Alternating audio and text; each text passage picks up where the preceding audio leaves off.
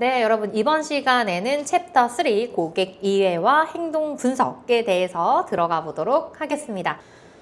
자, 그 다음에 기본 분류 체계. 자, 참여 관점에서의 분류를 한번 보도록 할게요. 자, 이 부분은 별표 3개 제가 해놨어요. 쭉쭉쭉 나옵니다. 여러분 지금 교재 같이 보고 계시죠? 제가 지금 PPT는 이렇게 지금 4개 보이지만 하나 더 하면 이렇게 많아요. 이렇게. 이제 그 중에 우린 지금 일단 4개를 먼저 볼 거다.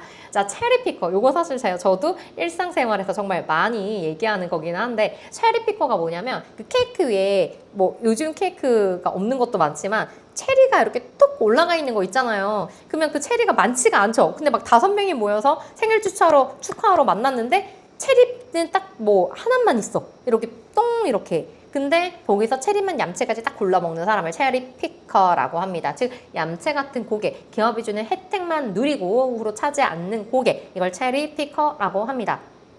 그다음에 한계 고객. 자, 이 부분은 구매량이 적은 이런 여러 요인으로 이제 기업의 이익 실현에 방해가 되는 고객을 한계 고객이라고 표현을 한다. 고객의 활동이나 가치를 중지. 자, 이 부분에 예를 들어서 고객 명단에서 제외시키거나, 네, 해약을 유도하거나, 이런 과정을 이제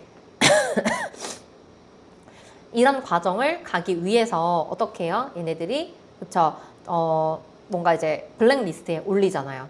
이제 그런 부분들도 여기에 해당이 된다라는 거를 여러분들이 기억을 해주시면 되겠습니다. 그리고 블랙 컨슈머, 그러니까 이 블랙 컨슈머가 뭐예요? 이거는 우리가 워낙 지금 많이 쓰고 있는 거기는 하죠.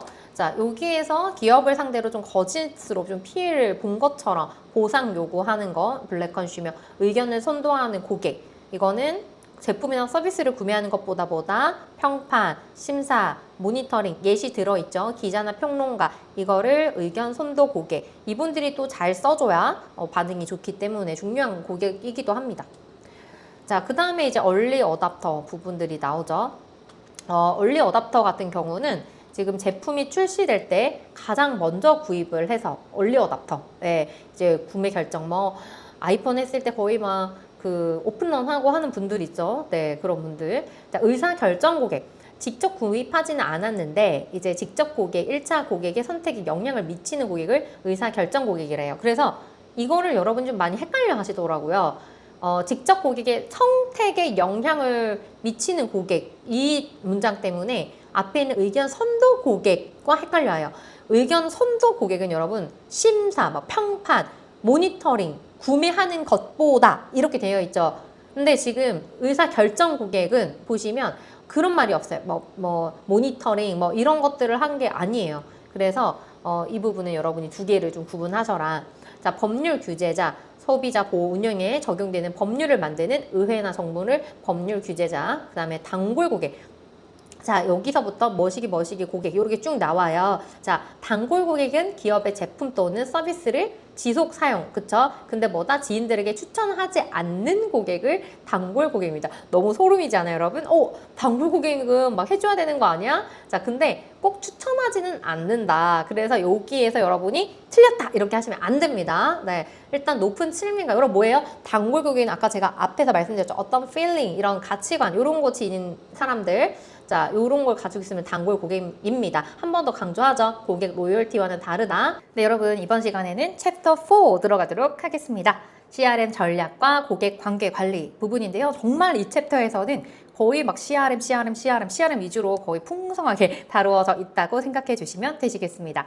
그래서 CRM의 우선 개념과 우리가 특성을 먼저 한번 알아보도록 할게요. 네, 우선 이 CRM의 정의에 대해서 보면 고객에 관한 지식을 지속적으로 듣고 추출하고 1년에 대응하는 프로세스를 말한다. 영어를 봐도 커스터머 릴레이션십 매니지먼트죠. 그러니까 고객 관계 관리.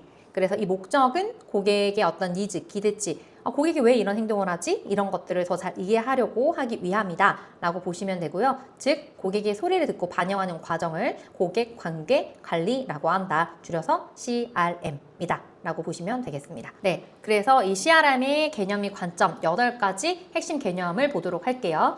우선은 순서대로 좀 완벽하게 암기를 해두면 좋겠다고 제가 팁을 남겨놨는데 잘 나오는 우선 중심이니까 꼭 기억해 주시고요.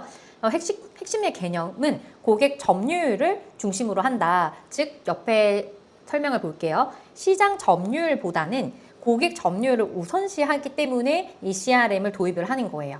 그래서 고객 확보보다는 고객 유지 비용, 고객을 새롭게 확보하는데 돈 많이 든다 했잖아요. 그래서 고객 유지, 포커스를 맞추기 위함이죠. 그래서 고객의 초점입니다.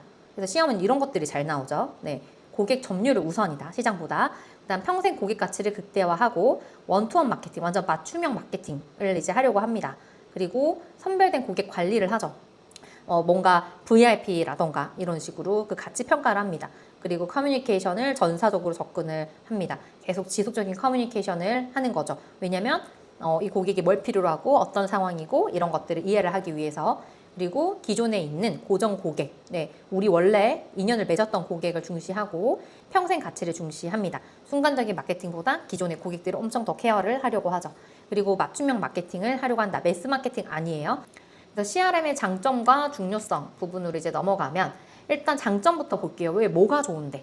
자, 뭐가 좋은데라고 이제 하게 되면 측정과 분석에 효과가 있고 고객 맞춤 관리에 굉장히 좋고 경쟁력의 서비스화가 좀 있더라. 이것 때문에 CRM 한다. 아, 오케이. 자, 그러면 측정과 분석의 효과 한번 볼까요? 자, 핵심은 효과 측정이 굉장히 용이한 특정 캠페인에 해당이 된다. 자, 예를 들어서 뭐 마케팅 비용의 부가가치 창출 고객에 따라 사용 가능하다. 즉 광고비가 이렇게 되면 굉장히 절감이 되겠죠. 그리고 효율화와 성과 측정의 실현이다. 자, 이렇게 CRM을 잘 사용을 하면 측정하거나 고객에 대해서 분석을 하는 게 굉장히 용이하더라라는 거예요. 그래서 고객 맞춤 관리도 그럼 가능하죠. 이제 우리가 이들이 뭘 좋아하는지를 관리를 하고 있으니까. 그래서 이 부분은 표적화가 좀 용이한 고객 요구 중심으로 좀 초점을 해가지고 개별 고객과의 접촉을 좀 최대화하는 채널을 이제 좀 더 사용하면 좋다. 그래서 맞춤형 전략으로 해볼 수 있더라. 이렇게 고객 맞춤 관리. 경쟁력의 서비스화도 되더라. 자, 이거의 핵심 내용은 서비스로 확보하는 기업 경쟁력, 가격이 아닌 이런 방식. 그러니까 여기는 좀 우리를 케어해주네. 그 방식은 이제 CRM을 활용을 한 거죠. 그래서 이런 CRM을 활용을 하면 경쟁 우위를 조금 가지게 된다. 이제 이 말입니다. 이게 이제 CRM이 주는 장점에 해당이 되고요.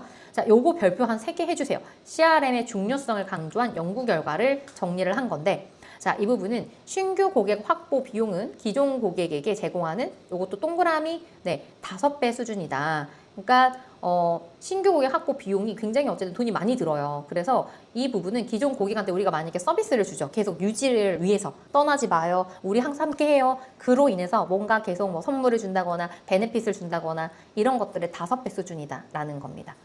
그래서 요거 숫자 외워주시고 상위 20%의 고객 1인 매출은 나머지 80% 고객 매출과 비슷하다. 네, 그러니까 거의 그렇기 때문에 20%한테 좀 집중을 하겠죠. 20대 80 기억해 주시고, 그다음에 보통의 회사들은 매년 약 15에서 20% 정도의 고객을 손실하게 돼요. 그렇기 때문에 그 손실된 고객만큼 또 새로운 고객을 자꾸 찾으려고 하는 것도 있죠. 여러분 이거 숫자는 다 암기하셔야 돼요. 아, 뭐 한 그 정도? 요게 아니에요. 네, 매년 몇 프로? 15에서 20%예요. 매년 뭐 40% 이러면 틀린 거예요. 그래서 숫자 꼭 기억해 주세요. 고객 유지율은 몇 %만 증가해도 25에서 100%까지 이윤 증가. 이것도 시험 잘 나와요. 25에서 100% 외우셔야 돼요. 네, 몇 %만 증가해도 몇 프로? 25에서 100%. 네, 불만 호소를 위해서 연락하는 고객은 불만족한 고객의 10% 미만이다. 이런 거. 네, 불만족한 고객의 91%는 다시 재구매 의사가 없고 최소 9명에게 불만을 전달하더라.